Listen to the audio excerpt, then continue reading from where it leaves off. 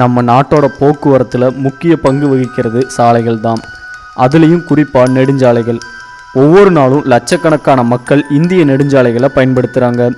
இதில் ஒரு சில சாலைகள் மட்டும் பயங்கரமானதாகவும் பலரும் பேய் இருக்கிறத உணர்ந்ததாகவும் சொல்லப்படுது. அப்படிப்பட்ட சில சாலைகளை தான் இந்த காணொலியில் பார்க்க போகிறோம். டெல்லி ஜெய்ப்பூர் ஹைவே. டெல்லியிலிருந்து ஜெய்ப்பூரை அடைய பயன்படுத்தப்படும் எக்ஸ்பிரஸ்வே தான் NH11A. இது வழியாக தொடர்ந்து பயணித்தா பன்ஹார் அப்படிங்கிற கோட்டையை அடையலாம். இந்த கோட்டை அமானுஷ்யங்களுக்கு பெயர் போன ஒரு கோட்டை. இந்த கோட்டையில் பேய் இருக்கதாகவும் அந்த பேய்கள் இரவு நேரத்தில் நெடுஞ்சாலையில் போகிறவங்களை பயப்படுத்தி விபத்துகளை ஏற்படுத்துகிறதாகவும் பலர் சொல்கிறாங்க. கசிதிகாத். மும்பைக்கும் கோவாவுக்கும் இடையில் உள்ள ஒரு இடம்தான் கசிதிகாத் அப்படிங்கிற மலைப்பாதை. இந்த மலைப்பாதையோட குறிப்பிட்ட பகுதியில் சூனியக்காரர்களோட நடமாட்டம் ஒரு காலத்தில் அதிகமாக இருந்ததாகவும் அவங்க பேய்களை கட்டுப்படுத்தி வைத்திருந்ததாகவும் சொல்லப்படுது. இப்போ அங்கே உலாவும் பேய்கள் மனித சதைகளை தான் அதிகமாக சாப்பிடும் அப்படின்னு சொல்லப்படுது.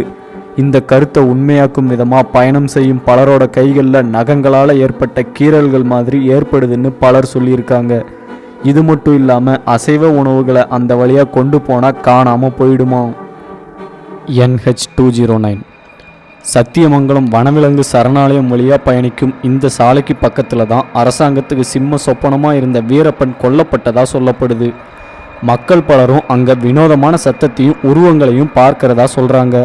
இந்த சாலையில் ஏதோ ஒரு கெட்ட சக்தி இருக்கிறத உணர்ந்ததா பலரும் சொல்லியிருக்காங்க. Delhi cantonment road. இந்த இடத்துக்கு பக்கத்தில் வாழும் மக்கள் அந்த ரோட்டோட ஒரு பகுதியில் இரவு நேரத்தில் வெள்ளை நிற புடவை அணிந்த பெண் உருவம் கொண்ட பேய் நிற்கிறத பார்த்ததா சொல்கிறாங்க. வாகன ஓட்டிகளும் சரியாக அதே இடத்துல போகும்போது தங்களை யாரோ துரத்துக்கிட்டு வர்ற மாதிரி உணர்ந்ததா சொல்கிறாங்க. இதனால் இரவு 8 மணி ஆயிட்டாலே அந்த சாலை யாரும் இல்லாமல் மயானக்காடு மாதிரி அமைதியாக காணப்படுது. மார் and math island road, Mumbai. கொஞ்ச காலத்துக்கு முன்னாடி இந்த சாலையில் புதிதாக திருமணமான தம்பதிகள் காரில் போய்கிட்டு இருந்தப்போ எதிர்பாராத விதமாக அந்த கார் லாரியில் மோதி விபத்து ஏற்பட்டிருக்கு. இந்த விபத்தில் மணப்பெண் மட்டும் இறந்து போயிட்டாங்க.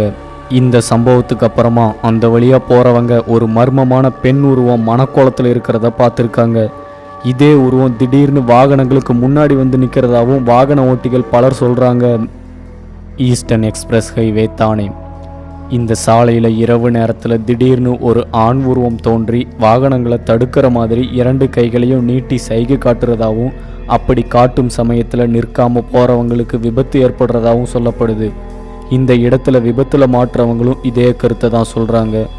இதே முறையில் நூற்றுக்கணக்கான விபத்துகள் இங்கே நடந்திருக்கு. Johnson and Johnson road, Maharashtra.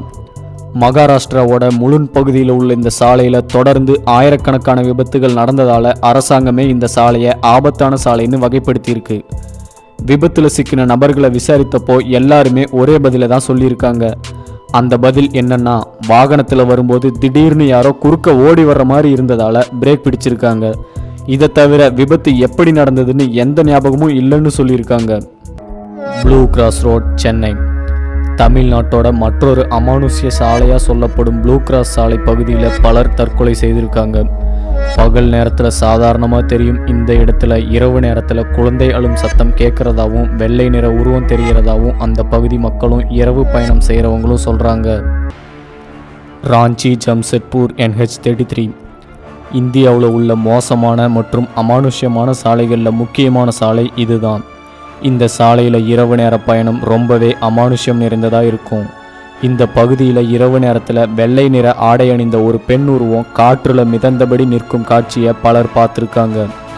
இந்த சாலையில் விபத்துகளும் அதிகமாக நடக்கிறதால சாலையோட ஆரம்பத்திலையும் முடிவிலையும் கோவில்களை கட்டியிருக்காங்க. வாகன ஓட்டிகள் இந்த சாலையில் பயணிக்கிறதுக்கு முன்னாடி ஆரம்பத்தில் இருக்க அந்த கோயிலில் தங்களை நல்லபடியாக கொண்டு சேர்க்கும்படி வேண்டிக்கிறாங்க. அதுக்கப்புறமா சாலை முடிவில் உள்ள 2வது கோவிலில் நல்லபடியாக கொண்டு வந்து சேர்த்ததுக்கு நன்றியும் சொல்கிறாங்க.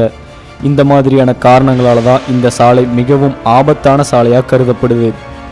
Besant avenue road, Chennai. பகல் நேரத்தில் அதிக போக்குவரத்து நெரிசல் கொண்ட சுறுசுறுப்பான சாலையாக இருக்கும் இந்த சாலையில் இரவு நேரத்தில் ஒருத்தரை கூட பார்க்க முடியாது. அதுக்கு காரணமாக இங்கு பேய் நடமாட்டம் அதிகமாக இருப்பதாகவும் இரவில் போகும்போது யாரோ கன்னத்தில் அரைந்தது மாதிரியான வலியை உணர்ந்ததாகவும் பலர் சொல்கிறாங்க. இந்த வீடியோ உங்களுக்கு பிடிச்சிருந்தா லைக் பண்ணுங்கள், ஷேர் பண்ணுங்கள், உங்கள் கருத்துக்களை கமெண்ட் பண்ணுங்கள். மறக்காமல் சப்ஸ்கிரைப் பண்ணாதவங்க சப்ஸ்கிரைப் பண்ணுங்கள். நன்றி, வணக்கம்.